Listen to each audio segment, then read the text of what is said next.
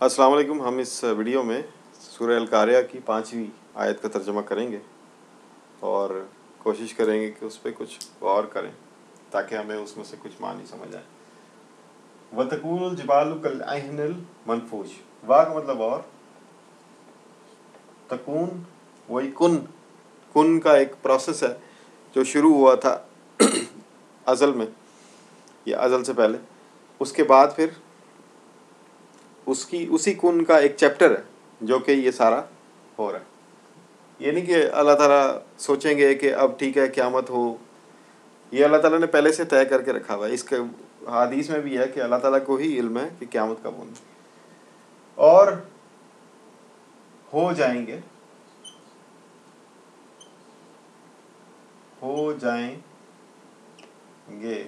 यानी ये भी कुन का एक मरहला होगा। अलजिबाल, जबल कहते हैं पहाड़ को, जिबाल पहाड़ों की जमा, पहाड़ों या सब पहाड़।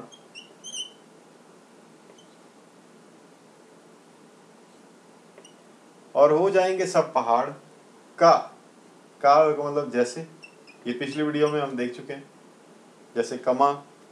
जैसे कमा सल्लैता अला इब्राहिम, तो काफ ज़बर का मतलब जैसे। अहन कहते हैं वो ऊन जिसको आप कलर कर दें, रंगीन ऊन। इंग्लिश में इसको वूल कहते हैं, कलर्ड वूल।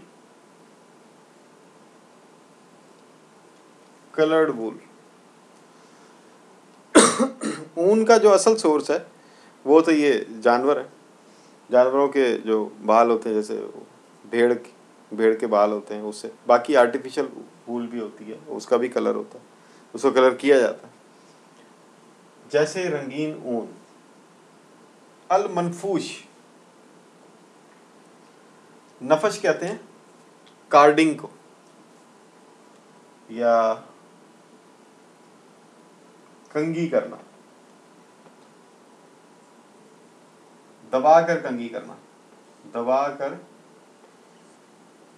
कंघी करना।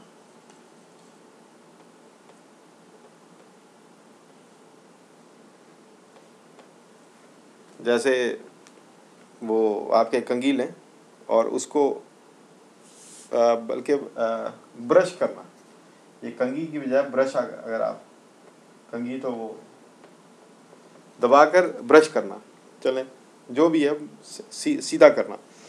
तो आप एक ब्रश ले लें, हेयर ब्रश, और ऐसे दबाकर उससे आप करें, तो वो है नफश करना। तो मनफूश यानी कि इसको उर्दू में कहते हैं धुनकी हुई।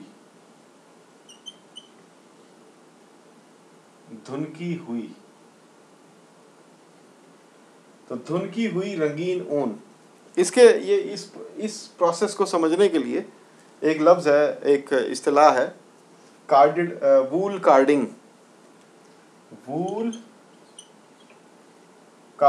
जो होता है, वूल कार्डिंग, CARDING, वूल, ऊन को कहते हैं कार्डिंग। एक प्रोसेस है ये, आप YouTube पे जाएं और लिखें वूल कार्डिंग, आपको समझ आ जाएगी कि कार्डेड वूल क्या होती है, धुनकी हुई रंगीन ऊन क्या होती है। ऊन जो है वो एक गट्ठे की शक्ल में होती है, बड़ी हार्ड। जब वो इकट्ठी होती है उसके बाद उसको नरम किया जाता है, उसको उसकी कार्डिंग की जाती है। ऐसे दो चपटी, कंघी की तरह, बिल्कुल ब्रश की तरह, दो चपटे होते हैं, लकड़ी के टुकड़े, उन पे बाल होते हैं लोहे के या हार्ड बाल होते हैं जैसे ब्रश के होते हैं, और उस पर ऊन को बिछा दिया जाता है एक पर, फिर दूसरे से उसको खींचा जाता है, फिर इस पे आ गई, अब इससे उसको खींचा जाएगा यहाँ तक कि वो बिल्कुल सीधी हो जाएगी। अब यहाँ पर एक बहुत इम्पॉर्टेंट पॉइंट है, ये मनफूश का जो लफ्ज़ है वो ये है कि हम अगर गौर करें कायनात में जितनी भी हमारे सामने, या और हम खुद, हमारा जिस्म भी, जितनी भी है वो ताने बाने पे बना हुआ, ऐसे और ऐसे। ये हमारी दुनिया है जी, सारी इसी पे बनी हुई। अगर आप कहते हैं कप, कि मुझे कप नज़र आ रहा है, तो उसका एक एक्स एक्सिस होगा, एक वाई एक्सिस होगा, एक उसमें बोध होगा, थर्ड डायमेंशन। तो वो सारे, यानी इससे शुरू हो रहा है और ये, इसमें कितने खाने आ गए, 1 2 3 4 5 6 7 8, 8 खाने मिलकर ये कप बन गया जी आपका। इसी तरह जिस्म है, इसी तरह सोफ़ा है, इसी तरह दीवार है, इसी तरह मकान है। तो ये सारा डायमेंशंस में है। अब वो जितने भी डायमेंशंस हैं वो आपने साइंस वालों ने पढ़े होंगे, तो वो डायमेंशंस को आप सिंगल डायमेंशन कर दें, उसको कंघी की तरह जैसे कार्डिंग कर दें उसकी। अब आपने क्या किया, आपने ये हटा दिया, आपने ये हटा दिया, आपने ये हटा दिया, ये हटा दिया, ये हटा दिया, ये हटा दिया, पीछे क्या बचा, पीछे बची सीधी लकीरें। या वूल कार्डिंग जरूर देखिएगा, सीधी लकीरें बच गई। अब ये सीधी लकीरें जो हैं वो बहुत ही नरम, और वो जो सख्ती थी उसमें, इसकी वजह से वो ख़त्म हो गई। डायमेंशन आपने तोड़ दिए, वो जो डायमेंशन बने हुए थे, ये डायमेंशन वो डायमेंशन, वो सारे आपने तोड़ दिया, उसको सीधा कर दिया। ये मनफूज का लफ्ज़ बहुत इम्पॉर्टेंट है कि बेसिकली अल्लाह ताला चीज़ों का डायमेंशन उनको सिंगल डायमेंशन कर देंगे, सिंगल डायमेंशन। ये वूल कार्डिंग आप देखेंगे तो आपको ये समझ आ जाएगा। अब ये जिबाल का लफ्ज़ इस्तेमाल हुआ है, जिबाल की क्यों मिसाल दी गई? जिबाल जो है वो पहाड़, ये हमारी ज़मीन पर जो सबसे मजबूत चीज़ है, जिसकी वजह से ज़मीन टिकी हुई है, एक सतह कालीन की तरह, कारपेट की तरह हमारे सामने बिछी हुई है ऐसे, वो ये जो कॉन्टिनेंटल प्लेट्स हैं, ये सब की किस वजह से टिकी हुई हैं अपनी जगह पे? जिबाल की वजह से। जिबाल का ही हिस्सा है वो चट्टानें। जिबाल सिर्फ वो नहीं है जो हमें सामने नज़र आते हैं, ज़मीन के अंदर भी हैं।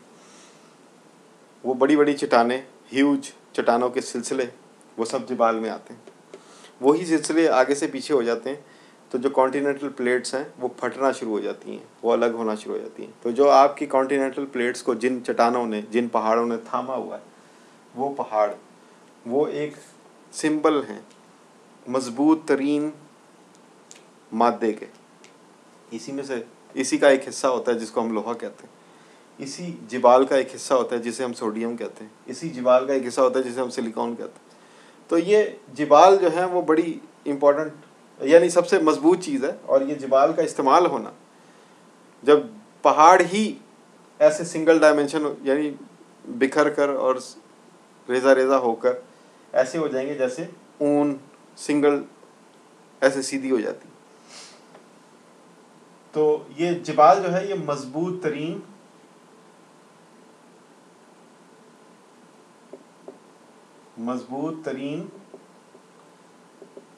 शय, तो मजबूत तरीन शय का ये हाल होगा, तो जो बाकी चीज़ें उनका क्या होगा?